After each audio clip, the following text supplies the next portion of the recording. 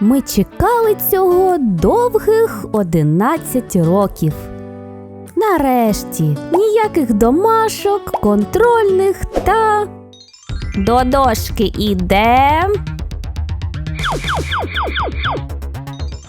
Випускний – це не просто свято, це прощання з цілим етапом життя.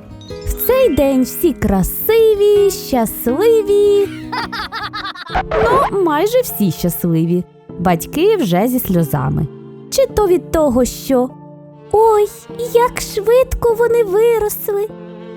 Або ж від того, що знають, скільки їм коштувало все це свято. Підготовка до випускного вечора почалася задовго до самого свята. Батьки збиралися, обговорювали, планували бюджет. А який ресторан? А ведучий потрібен?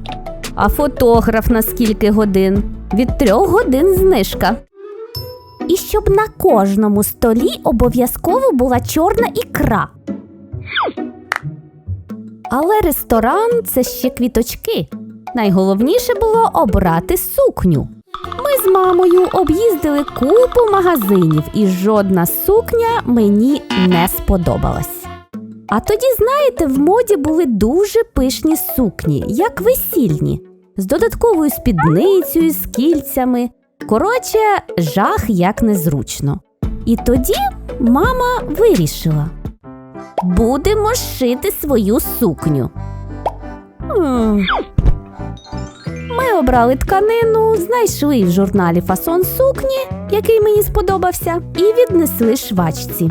І так, цілих 2 місяці мене мучили примірками. Ау! Ой, я тебе вколола, вибач. Може, я таки в джинсах піду? Ні. Ні, сукня в результаті вийшла просто бомбезна. Я була дуже задоволена. Любий, не хвилюйся, залишилося небагато. Лише туфлі, сумочка, зачіска та макіяж.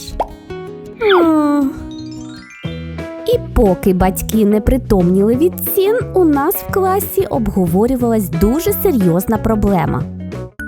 От скільки у нас дівчат в класі? Ну, після того, як нас об'єднали з Б-класом, 20. А хлопців? 5. 5! Всього лише 5! Бо інші пішли після 9 класу. І як нам вальс танцювати? В інших класах на паралелі ситуація була приблизно така сама. Тому, щоб нікому не було прикро, вчителі вирішили вальс не ставити взагалі, а запросити якийсь танцювальний колектив для виступу.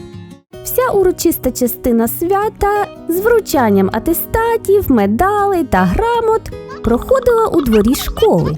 І, чесно кажучи, я погано її запам'ятала. Все як в тумані.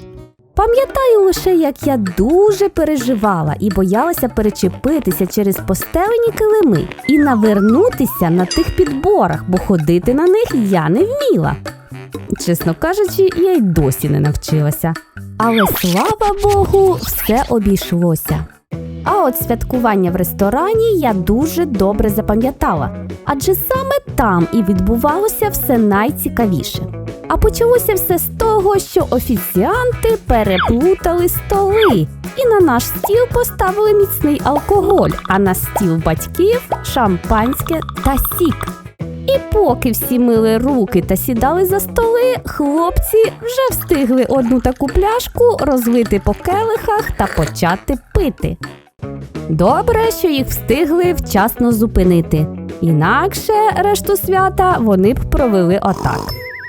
Далі були конкурси, танці і вже всередині вечора босоніжки окремо, а босі ніжки окремо скачуть по танцполу.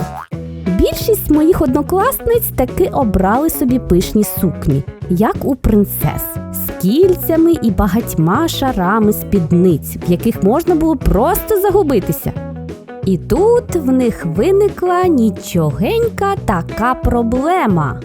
Як в тій сукні сходити в туалет?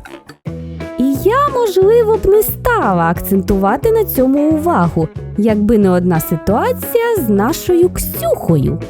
Кабінки в туалеті були вузенькі, і зайти до кабінки то вона зайшла, а от вийти не може. Ой, дівчата, допоможіть, я за щось зачепилася. Та як допомогти? Ми ж туди не проліземо. Спробуй сукню вище підняти чи перекрутити. Смикала вона, крутила ті спідниці і все ніяк. А потім як смикне, а воно трісь. О-оу. Частина спідниці з кільцями просто відірвалася. Ксюха в паніці. Сукню ще в прокат повернути треба. Мені точно кінець. Але мама Ксюхи взагалі її не сварила, а навпаки заспокоїла та допомогла зняти зайві нижні спідниці. Нехай не така пишна сукня, проте зручна. Ми повернулися до зали, а тут зовсім інша історія. Чиясь старша сестра, років так 25-27, яка сиділа за столиком з батьками, добряче так надрінькалась і почала чіплятися до наших хлопців. От зміюка така, у нас і так хлопців в класі мало, нема з ким потанцювати. І вирішили ми з дівчатами усіляко відволікати наших хлопців, щоб не дати їй їх окрутити. І через деякий час вона кудись зникла. Ми навіть подумали, може, додому пішла, а потім… А ви Ваню не бачили? Всі почали шукати Ваню і знайшли. На балконі в обіймах цієї зміюки. Так і затягла його в свої сітки. Батьки цієї дівчини з криками «Ти ганьбиш нашу сім'ю!» забрали її додому, а Ваня, як ніде нічого, пішов далі з усіма танцювати. На годиннику була вже майже 4 година ранку, і за традицією ми пішли зустрічати схід сонця на берег річки. А давайте всі заплющимо очі і загадаємо бажання. Я хочу поступити в академію. А я вийти заміж. А я їсти хочу. Ми обіймалися, обіцяли часто зустрічатися та робили фото на пам'ять. Втомлені, босі, з розплетеними зачісками та поплившим мейком. Дехто навіть в порваній сукні. Але такі щирі та щасливі.